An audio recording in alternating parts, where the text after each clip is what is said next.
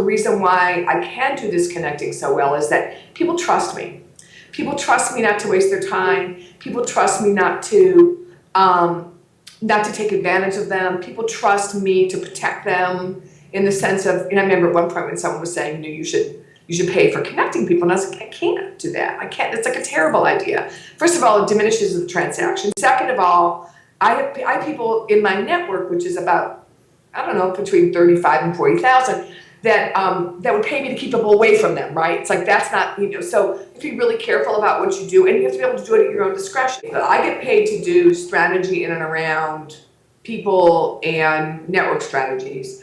I get paid to gather people and ideas into organizations or to create events, but sort of thinking, thought-provoking kinds of events or around specific kinds of problems. So there are revenue models that you can have that will incorporate the skill of connecting, but again, the connecting is it's gift economy. It just is.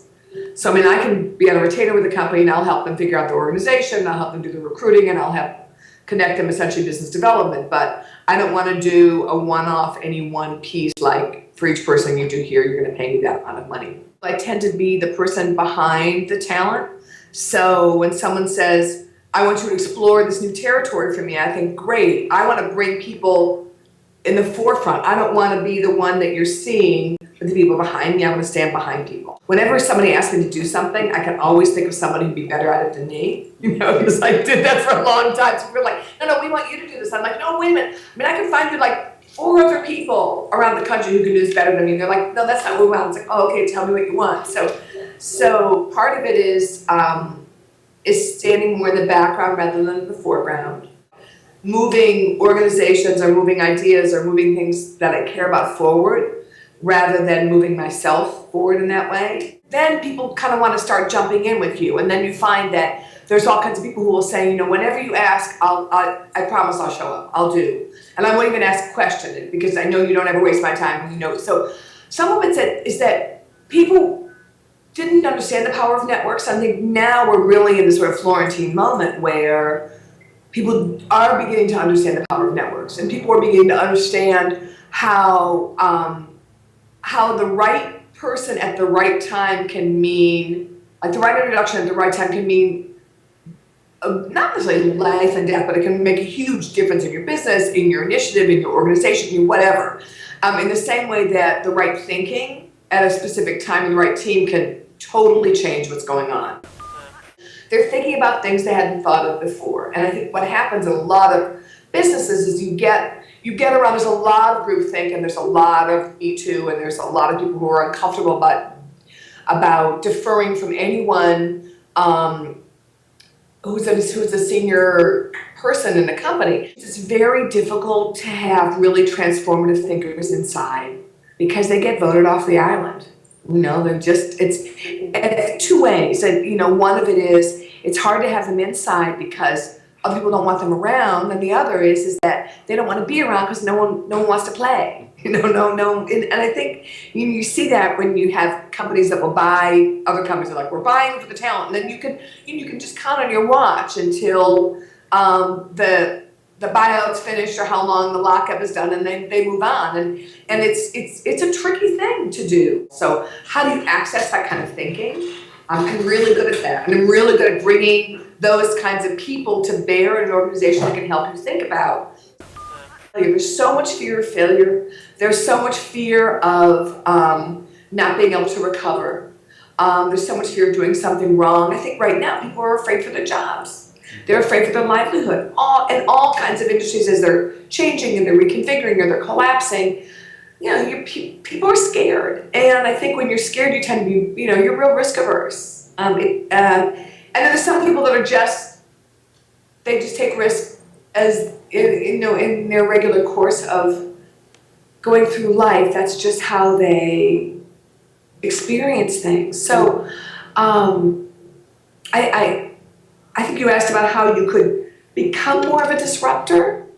And I think that's an interesting question because I think that we can learn all kinds of behaviors. And so one should be able to, it's a practice. And the more you practice it, theoretically, the better you should be able to be at it. right? So you need to put yourself in situations where you are celebrated for having strong, well-formed opinions, where people want to argue, where they want to engage in debate, where they want to engage in civil discourse, and a lot of people don't want that. So if you can't find that in your work situation, then go find it in your social life. Go find that in your nonprofit volunteer work, in a place where you can begin to exercise that muscle. And make sure you surround yourself by people who do think differently than you. And I tell you, that's hard, right? Because we tend to flock with people that we like, our people. But I think it really is about just doing it. I mean, the people who are armchair enthusiasts is one thing, but it feels really good to get your hands dirty and get into stuff, especially when you're giving people or organizations or initiatives, when you are giving them everything you have. Just doing it, just getting started is a big deal. And I think that moving from this place of I'm really inspired, I really love this, to I want to feel empowered, is by doing something. And there's a million sites you can find out about, there's a million ways you can participate. And I think that action is really, really key. There's people that know what they want or are really earnest in trying to understand what they want. They gotta be good listeners. They've gotta be good listeners. When someone comes in and I meet with them and they're all broadcast, I'm like, no thank you. I really work with managing energy rather than time. I'm a terrible time manager. And I think that there are people that I spend time with that feed me. And I can spend as much time as I need to with them, because I come away energized and excited, and I have new ideas and new thoughts. Whenever you're with those people, you know you're going to go to a place, either intellectually or emotionally or both, that is totally exciting and nurturing and feeds you and keep you going for a long time. So I try to get those kinds of people, and they're almost always people that are living very much in now, but are engaged and not judging. They're not judgmental, because that's a big piece of it too. It's like not judging, it's just observing and listening and trying to begin to read the power structure and trying to begin to read the situations and look at the influences and the levers. Really push for diversity, push for, I mean, if all you read is the HuffPo and the New York Times, then start looking at Al Jazeera and start looking at the New Statesman, start looking at things that represent different points of view.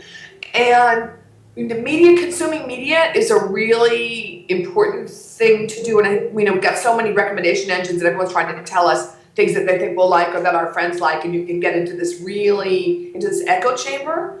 And I think that's really dangerous too, because it's really hard to be a disruptor when everybody around you sort of thinking like you do, and I think it's hard. I think it's hard to think about things in a different way or to listen to them and hear them differently if you're surrounded by people that are reflecting back things that are very similar to what you're putting out. So that's part of why you want to have access to or surround yourself with thinking or dive in and read really fat around certain kinds of issues, or around a certain subject matter, so that you feel like, oh, okay, if I fall, it's okay, I can get back up again. And if I leave this revenue behind, I believe there'll be something else in front of me. And I remember a kind of a tectonic shift years ago when iVillage was a big client of ours. And so it was probably in the mid-90s, and Candace Carpenter was a really interesting CEO. And I remember she was quoted in the New York Times as saying, anything worth doing is worth doing badly. Now this is 15 years ago, right? People would be like, are you kidding? And that's like, can't do it well, don't do it at all. If the bad meeting is better, than no meeting at all. And when you think about how our businesses have evolved, and particularly this sort of iteration of the soft launch, the betas, they put it out there, let people figure it out, that way of approaching businesses and the way of launching businesses or initiatives, it's completely changed. It really is about get it out there and see, and let people poke holes in it and let the crowd help you figure it out. But That's a scary thing to do when you feel like you've got a huge amount at stake. Yeah. So it does favor some of the newcomers, although, the massive big brands, it's nice to have those as well. Expand your horizons, think about who needs your skills and who you are, they can get beyond. Don't just keep beating that same territory over and over and over again. Broaden it, always.